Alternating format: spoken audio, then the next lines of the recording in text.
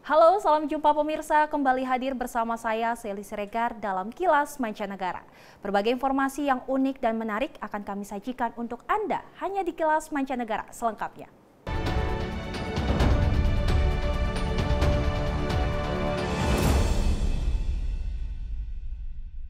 Ya baik, langsung saja pemirsa, karena tak dapat menemukan buku untuk dibacakan kepada anaknya sewaktu kecil, Inosanta Nagara lantas menulis buku anak-anak.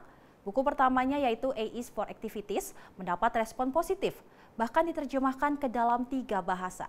Kini Ino telah menulis 7 buku anak-anak bertema keadilan sosial. When I was 7, I got to spend the night in a planetarium. This is a true story. Do you want to hear it? Perkenalkan Inosanta Nagara, diaspora Indonesia di Oakland, California, penulis buku anak bertema keadilan sosial. Lalu waktu anak saya lahir tahun 2010, saya mencari buku yang ingin saya bacakan untuk anak saya, dan itu ternyata tidak ada di toko buku, jadi akhirnya saya bikin sendiri. A is for Activists adalah buku pertama Inosanta yang ternyata memperoleh respon positif dari pecinta buku anak-anak.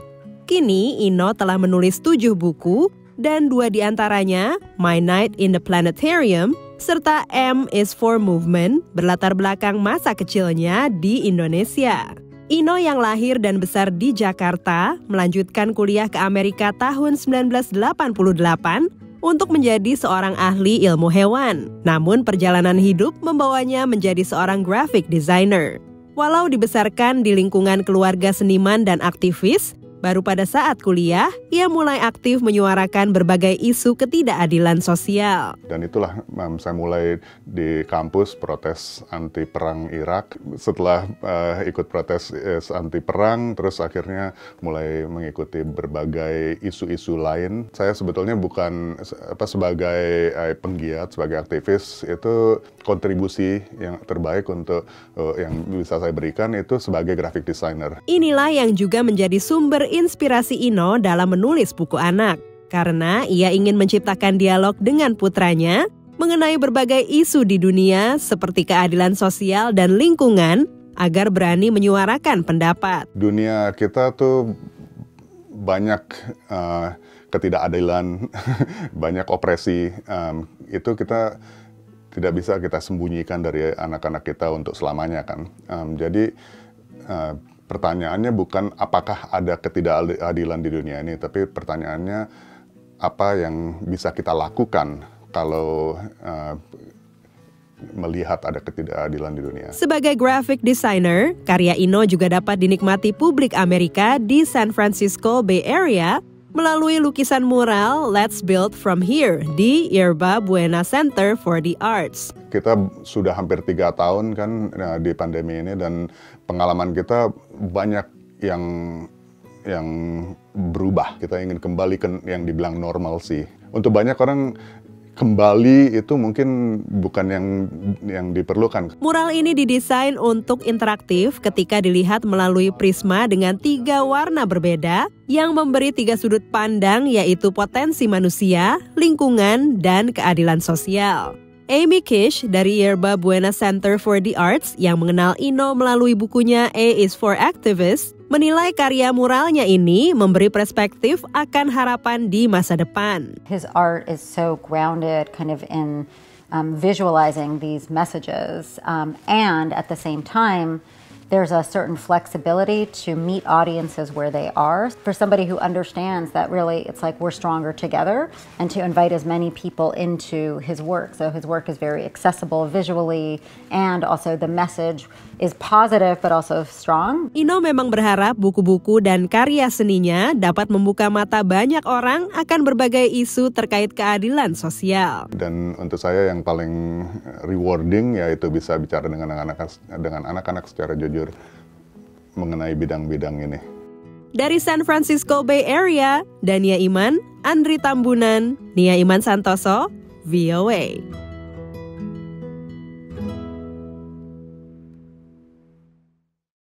Seniman seni rupa asal Bandung, Kang Mulyana, diundang untuk melakukan pameran tunggal di salah satu galeri seni ternama di kota New York. Karya seni pameran ini laku dibeli oleh warga dan kolektor seni setempat.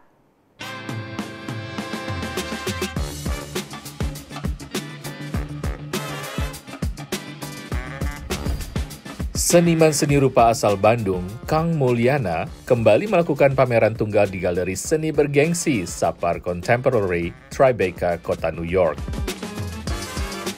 Pameran yang berjalan selama lebih dari 2 minggu ini menghadirkan karya seni rupa terapan, di mana Kang Mulyana memadukan antara teknik anyaman, teknik rajut, dan teknik sulam, hingga menghasilkan karya seni mozaik kontemporer yang indah.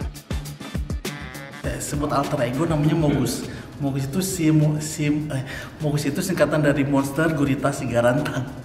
Awalnya tuh sebenarnya aku cerita pribadi lewat si karakter ini, kemudian berkembangnya dalam artian ke lingkungannya. Aku pengen cerita bahwa laut udah gitu kita tuh terkonek dengan alam. Maksudnya tuh aku juga membahas tentang sustainable juga, tentang komunitas di sini kayak gitu. Untuk membuat si Mogus ini, karakter ini, saya biasanya mungkin yang paling sederhana tuh bisa 4 hari, tapi kalau lama semingguan lah.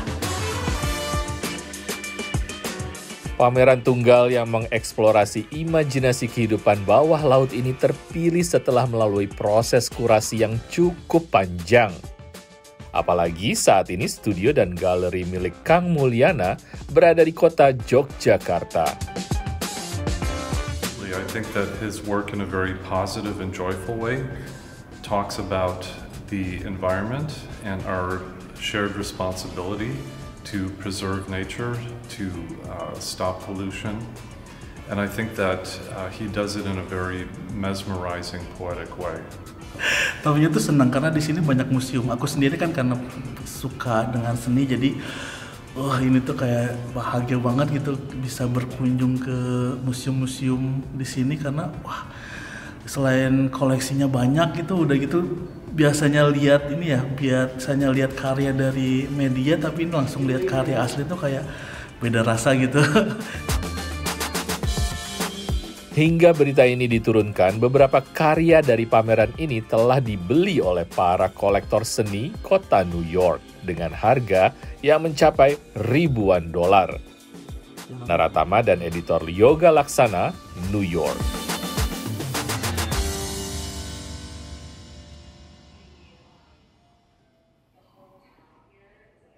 Pemirsa, merajut yang dulunya diidentifikasi ke kelompok gender atau umur tertentu, kini marak digemari berbagai kalangan di Amerika Serikat.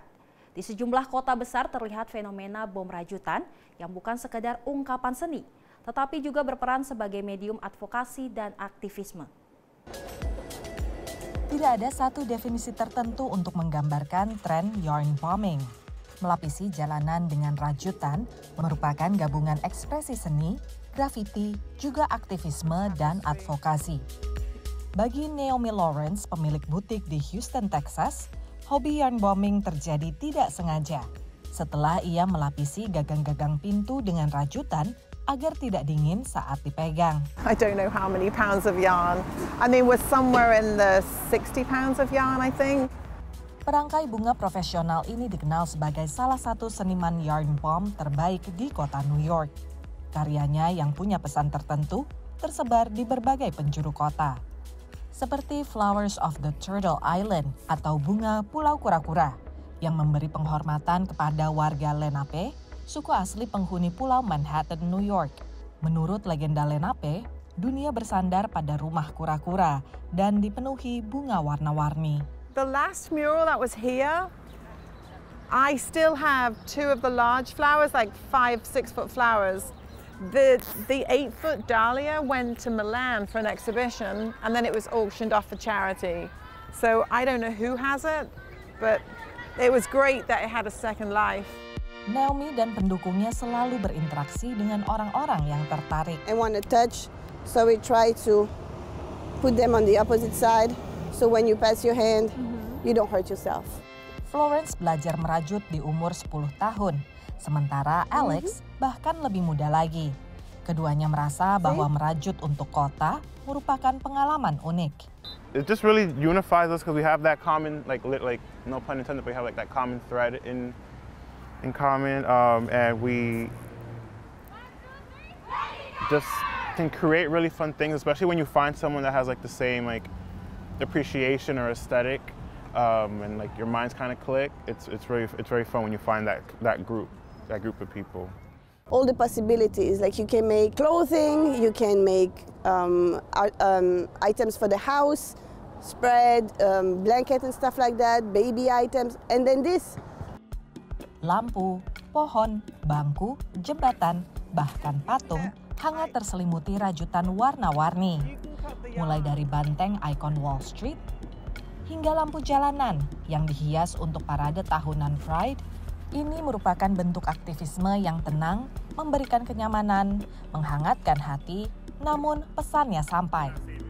Salah satu kekurangannya adalah tidak tahan lama. Hanya beberapa bulan di tempat terbuka, warnanya mulai memudar. Tentu mereka juga harus punya izin dari pihak berwenang atau pemilik properti. Untungnya bagi Naomi, biasanya ia mengantongi izin tahunan. Part of the responsibility of having something in the public domain is the upkeep. Yarn bombing tanpa izin merupakan vandalisme. Walau biasanya kepolisian kota New York sibuk dengan kasus-kasus lain, seniman seperti Naomi selalu memastikan punya izin untuk proyek-proyek mereka. Dari kota New York, VOA. Walau bukan olahraga yang paling digemari, tetapi pertumbuhan popularitas sepak bola menjadi salah satu yang tercepat di Amerika. Walaupun sepak bola di Amerika yang disebut dengan soccer kalah populer ketimbang American football, baseball, dan basketball.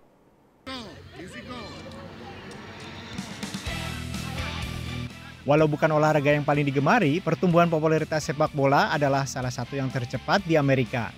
Sepak bola di Amerika yang disebut dengan soccer kalah populer ketimbang American football, baseball, dan basketball. Awalnya pasangan suami istri asal Indonesia dan El Salvador, Sinta Herwantoro Hernandez dan Rafael Hernandez, hanya melatih anak mereka bersama teman-teman anaknya. Karena semakin banyak peminat, mereka lalu mendirikan klub sepak bola yang bernama Sark United Soccer Academy tahun 2021 lalu. Susah nggak ya? Klub berlokasi di kota Germantown, Maryland. Sekarang anggotanya 50 anak, usia 3 hingga 12 tahun. Tantangannya banyak dan menarik. When they finally get it, you know, especially the young ones that they never kicked a soccer ball in their life and they started learning how to kick the ball the right way, pass the ball to teammates, when they score the first goal, those things are just beautiful and that's what makes it much fun for me. Apa sih yang menarik dari berlatih sepak bola? It's probably meeting new people and playing different positions. It involves strategy and it involves footwork. It involves players, like other players, and it's competitive. That's what I like. Orang tua para pemain juga harus diajak terlibat dengan kegiatan anak-anak mereka. The unique features of our academy is that we are family-oriented. So we do, in addition to games and practices, the parents all get together. They host end-of-the-season events.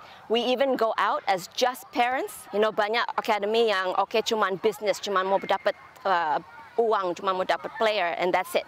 Tapi kita one big family. Almost all 50 families are very close. They make it like a family. They treat everyone with respect. They work really hard, keep you going, want to involve you, you know, do different things for the kids and the community, and you know, they stick around. So that's the best part. They're here for you. Sebagai pelatih, Rafael punya cara khusus untuk menjaga semangat anak asuhnya agar selalu hadir ke lapangan untuk berlatih. They love to win, and obviously we're not winning every single game. We're not losing every single game, and we're learning both from the wins, the losses, and the ties. And that's what keeps them motivated because they want to get better. They want to win every single game. The most important thing is that one, we learn from them, we become better team players, and we have fun. Sark United Soccer Academy pernah menjadi juara dalam 3 kompetisi di Montgomery County di negara bagian Maryland. Pelatih Rafael Hernandez juga menerima penghargaan sebagai pelatih terbaik tahun 2021 dari Soccer Association of Montgomery. Dari Germantown, Maryland, Ronan Zakaria dan Irfan Ihsan, VOA, susah nggak ya? Beralih ke berita selanjutnya, pemirsa, menurut organisasi penyayang binatang The Human Society, ada sekitar 70 juta anjing dan kucing terlantar di seluruh Amerika Serikat. Dan hanya 6 hingga 8 juta yang masuk tempat penampungan untuk diadopsi. Tempat-tempat seperti ini amat bergantung sumbangan yang kini digalakan sebuah permainan video. Perjuangan seekor kucing telantar untuk bertahan hidup di tengah robot-robot pembunuh menjadi kisah yang diangkat dalam permainan video Stray. It's an adventure game where you're playing as a stray cat. It kind of made sense hand in hand to do something that would be positively impactful and hopefully bring more awareness to adopting and not shopping for a new pet. Pengembang permainan ini lalu merangkul tempat-tempat adopsi binatang peliharaan baik di Amerika Serikat maupun di Inggris. Permainan lalu di live stream dan mengajak para penonton maupun gamer menyumbang ke tempat-tempat adopsi yang berpartisipasi. The pandemic kind of showed like people wanted to bring pets into their lives, and then now that things are kind of settling back into a sense of normal, we've seen pets go back into pounds, which is a little bit unfortunate. So I think just bringing more awareness to it and then finding that relatability with the video game itself just kind of raises everything on a collective level. Kucing yang menjadi tokoh utama dianimasi berdasarkan peliharaan salah satu pengembang. Folks who either own a cat or own a pet or have had a pet in their life in some sort of capacity, it makes it a lot easier to relate to what they're playing. Bukan hanya adopsi anjing dan kucing saja yang melonjak saat awal pandemi. Penggalangan dana secara daring lewat berbagai mimbar online juga melonjak karena tidak bisa dilakukan secara tatap muka. Salah satu keunggulan metode online ini adalah bisa menjangkau lebih banyak calon penyumbang dari berbagai kota atau bahkan berbagai negara. Penggalangan dana seperti ini direspons positif organisasi penyayang binatang dan pemerhati hewan telantar. We did have a fundraiser raise funds for us through live streaming Stray. So it is making us pay attention to this, and we will be reaching out to stray gamers that we're seeing on Tiltify to see if they would fundraise for us. We are seeing Tiltify as this and live streaming as this whole new way for us to engage a whole different audience. So it's very, very exciting. You know, when you're in the digital space, digital fundraising, you always have to be ready to take on the next new thing. And this is it, one of them. North Shore Animal League America setiap tahun menyelamatkan puluhan ribu anjing dan kucing telantar di Amerika Serikat. Sejauh ini sumbangan dari para gamer melampaui target yang dicanangkan organisasi ini. Dari Washington DC, Nova Purwadi dan tim VOA. Pemirsa, pelarangan buku di sekolah dan perpustakaan publik atas laporan orang tua atau pihak lain semakin sering terjadi di Amerika Serikat dengan dalih melindungi anak dari bacaan berat atau meresahkan. Perkembangan ini dikhawatirkan mempersempit wawasan siswa dan semakin mengucilkan siswa dari kelompok minoritas. The Bluest Eye, karya mendiang Toni Morrison, mengisahkan seorang anak perempuan berkulit hitam yang mendambakan mata biru dan kulit putih agar bisa disegani. Novel ini mengangkat tema rasisme, tapi karena juga menampilkan kekerasan seksual dan kecanduan alkohol, buku ini sempat dilarang di sebagian perpustakaan sekolah di negara bagian Missouri. Someone of like a different skin color is not going to know like how it feels like to struggle as like a young black woman. That's why I think it's important that we all read stuff with different perspectives and different lifestyles so we don't grow up being ignorant and uneducated. Jamali adalah staf perpustakaan umum Brooklyn di kota New York yang aktif dalam program baru Books Unbanned yang memberikan akses gratis kepada siswa sekolah menengah di penjuru Amerika untuk mengakses buku-buku yang dilarang di sekolah mereka dalam bentuk elektronik. In one respect, the responses that we've received are, I'm inspired by it, and people love libraries. They love what we're trying to do. They love what libraries can and should be in their communities. But at the same time, I'm heartbroken because a lot of these stories are about people who, again, are being told by the seemingly responsible adults in their communities that they don't matter, and that breaks my heart. Buku yang banyak dilarang biasanya seputar etnis minoritas dan minoritas seksual. Reading widely, not having restriction to those stories, those narratives, those identities makes you a richer person. It makes you compassionate, it makes you empathetic. It helps you understand people even if you don't agree with their views, even if you don't agree with their points of view, that's totally fine. But to understand someone is the experiment that we as human beings engage in, and what we aspire to, I think, and I hope. Program buku elektronik gratis ini umumnya mendapat respons positif dari para pembaca yang memanfaatkan Brooklyn Public Library.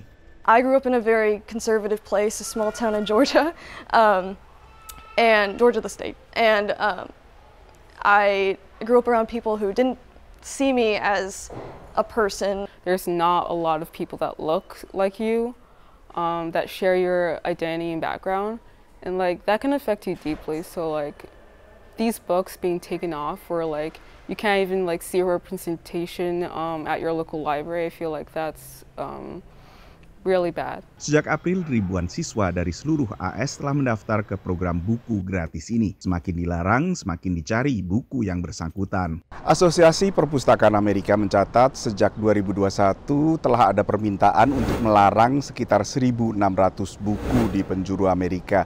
Ini peningkatan 2 kali lipat dibandingkan tahun sebelumnya.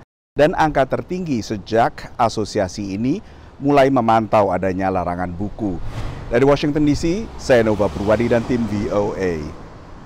Pemirsa, Metaverse alias dunia meta mendapat angin segar setelah Facebook mengubah nama induk perusahaannya menjadi Meta pada 2021. Pemanfaatan dunia meta pun menggiurkan bagi banyak perusahaan untuk melanjutkan kolaborasi jarak jauh.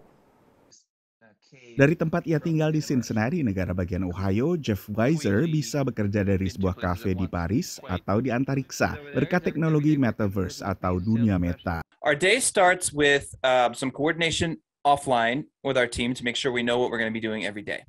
Then from there, we go in and we work in VR in a collaborative space. So we sit down at a desk in some setting with our avatars, and we talk about what we're about to achieve during the day.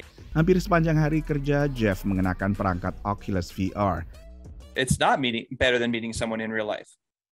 However, I'm never going to have the opportunity to meet with my friend from Japan, Finland, Argentina, and Ireland in real life.